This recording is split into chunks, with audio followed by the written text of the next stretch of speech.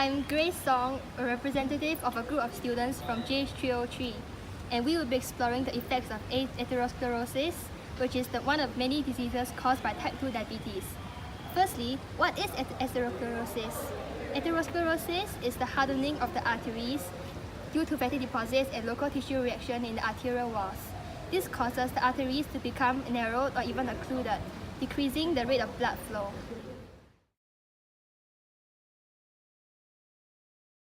We have created a model to represent the cross-section of the arteries. The model is made out of two parts. The first part of the model represents a healthy artery and an artery affected by atherosclerosis. The left side of the model represents the healthy one, while the right side represents the one that is affected.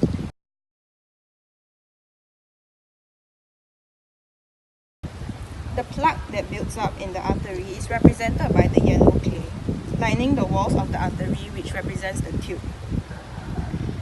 The red blood cells are represented by the red sargacetes as seen, and the left side of the model, the healthy artery one, does not have any plaque lining the walls, allowing the red sargacetes or red blood cells to move through the artery faster. The right side of the model, the affected artery, has clay lining the walls of the artery. The clay is sticky and narrows the pathway of the red sargacetes, causing them to sink much slower.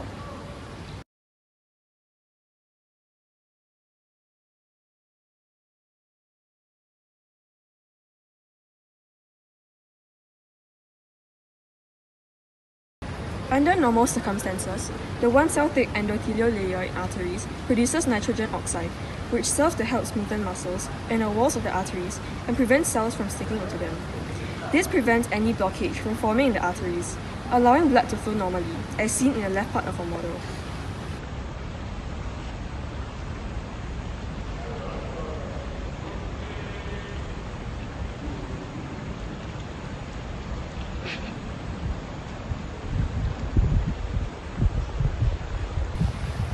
In diabetes, the sugar level in your blood goes up.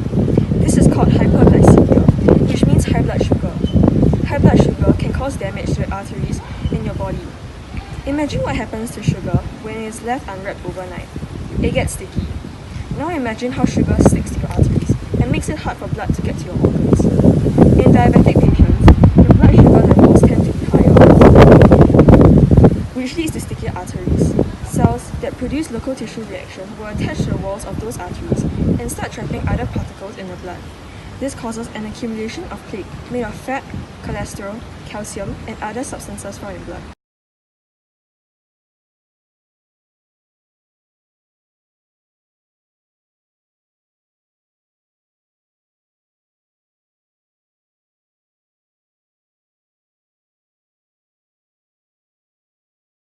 In the right side of the model, the yellow clay obstructs certain parts of the tube.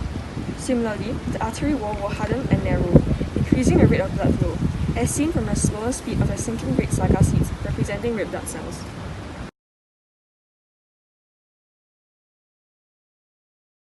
This part of the model is meant to represent the different stages of plaque buildup caused by atherosclerosis.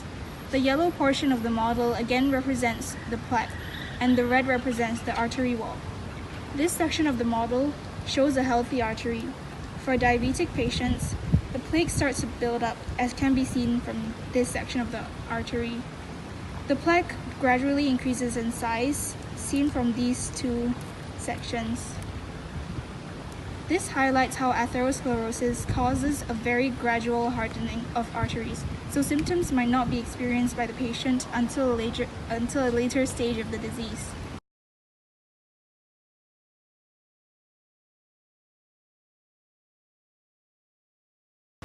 This may be detrimental to the individual since occlusion of arteries can lead to severe conditions such as coronary heart disease, transient ischemic attack, and peripheral arterial disease, depending on which arteries are blocked, as blood flow does not match the demand.